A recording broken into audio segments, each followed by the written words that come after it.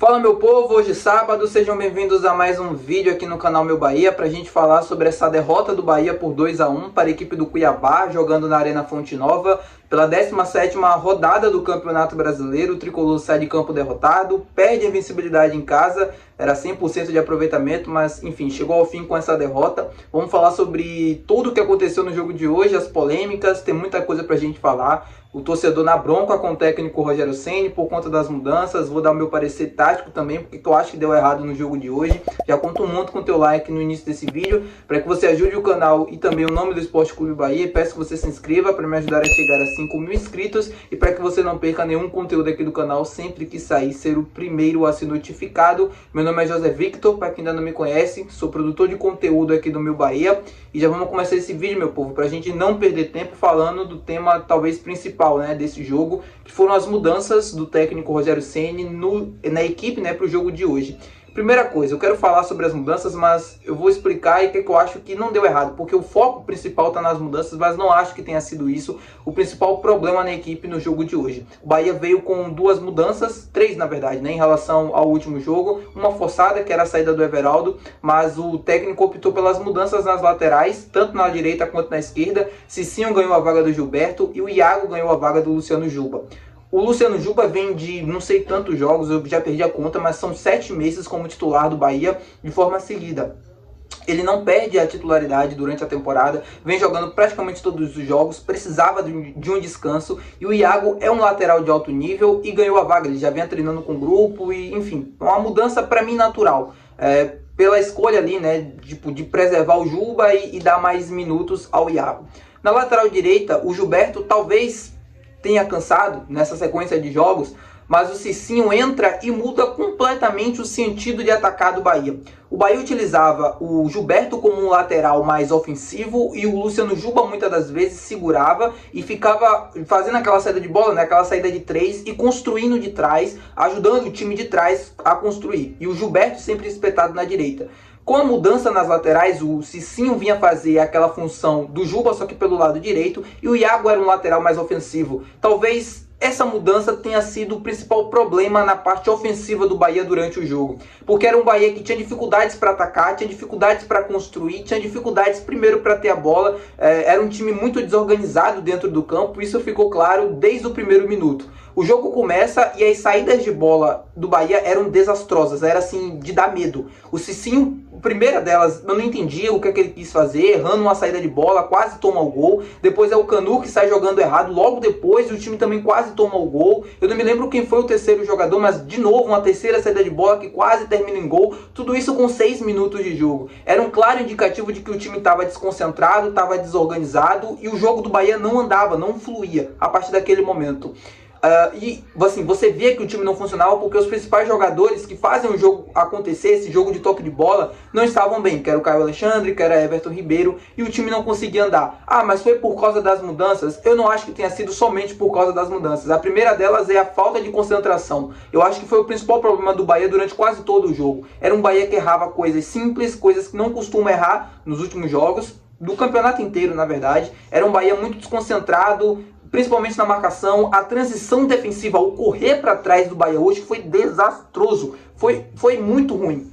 O time não conseguia se encontrar taticamente falando. As linhas do Bahia eram muito espaçadas uma da outra e isso facilitava que o Cuiabá conseguisse sempre rasgar essas linhas e sempre conseguia infiltrar, e fazia isso com muita facilidade, o que atrapalhou completamente o jogo do Bahia hoje. Se você pegar o jogo até os 35 minutos do primeiro tempo, era um Bahia que tinha finalizado apenas uma vez no jogo, que foi um chute do Canu, totalmente sem perigo nenhum, assim, uma cobrança de escanteio, e o Cuiabá já tinha finalizado 10 vezes. É um claro indicativo de quem mandava no jogo a partir daquele momento. Mesmo que o Bahia tivesse a bola, era um time que não conseguia reter, não conseguia se organizar defensivamente e ofensivamente deixava muito a desejar. E aí, das mudanças que a gente falando, o Cicinho fez um jogo muito abaixo no primeiro tempo, errando praticamente quase tudo, ou muito inseguro. Acho que muito em função daquele primeiro lance no começo do jogo que ele erra, e é natural o jogador, quem jogou bola sabe. O cara quando erra a primeira, a confiança vai lá para baixo, e já tava um time que já tava nervoso em campo. Depois o gol do Cuiabá também ajudou isso. Assim, a gente não pode falar do gol do Cuiabá sem falar da lambança defensiva que foi aquele gol. ninguém marcando o Isandro Pita, que é o principal jogador do Cuiabá, e eu falei aqui no jogo, no pré-jogo, o quanto esse cara era, assim, o cara é um bom camisa 9, faz seus golzinhos, e precisava dar atenção a ele na zaga, e o Canu deixou ele sozinho, e aí depois o Marcos Felipe não sai na bola, não sei até o motivo, até porque até agora, e a gente acaba sofrendo o primeiro gol ali. Era justo, porque o Cuiabá já tinha criado inúmeras situações de gol, já poderia ter feito e aberto o placar muito antes, e o Bahia termina o primeiro tempo tomando 1-0, mas 1-0 ficou barato.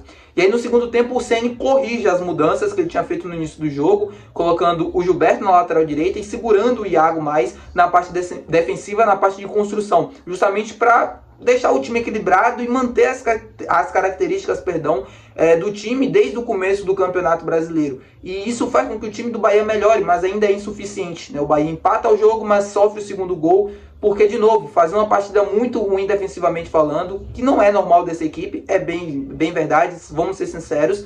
Era um time muito desconcentrado, tomou o segundo gol e o jogo a partir dali virou um Bahia tentando sufocar o Cuiabá, tentando jogar no campo de ataque, mas ainda assim com certas dificuldades, errando muitos passes, tomando decisões ruins, não conseguindo pressionar o Cuiabá e amassar o Cuiabá, sabe? Criar volume. O time não conseguiu fazer isso no jogo de hoje. No segundo tempo tentou, ensaiou uma reação, chegou ao gol inclusive de empate com o Gilberto, mas estava claramente impedido, nenhuma dúvida em relação a isso. E o time sofre, né? Sofre a primeira derrota do Campeonato Brasileiro, jogando em casa diante do seu torcedor. Algumas coisas pra gente esclarecer, pra gente falar. Primeiro, eu já falei sobre a mudança. Eu não acho que o Ceni tenha errado nas mudanças e que isso tenha sido... Assim, errar ele errou, mas não acho que isso tenha sido determinante pro resultado. Porque no jogo contra o Atlético Paranaense, jogo passado, a gente falou sobre as mudanças e o Bahia jogou bem aquele jogo, conseguiu triunfo e todo mundo estava elogiando. O Senna que acerta tudo, e agora é o culpado de tudo porque mexeu na equipe. Poxa, não gosto desse caminho, não gosto de condenar tudo que está errado quando perde. A gente não pode ser tão 8 ou 80. O time jogou mal, fez a primeira partida ruim nesse Campeonato Brasileiro, na 17ª rodada do Brasileirão, 17ª rodada, quase finalizando o primeiro turno. Não é algo comum dessa equipe, não é algo rotineiro. Então, as críticas elas precisam ser feitas, o time precisa ouvir pela partida ruim que fez, mas é entender que nem tudo está errado. E nem tem que ir por esse caminho. O Bahia briga no topo da tabela, foi uma partida ruim, próximo jogo vai colocar o trilho, né? Tem no trilho e seguir o Campeonato Brasileiro, não dá chance pra gente ficar se lamentando. E ganhar e lotar a Fonte Nova no domingo que vem no jogo contra o Corinthians, pra gente conseguir mais 3 pontos na tabela. Voltando pras críticas.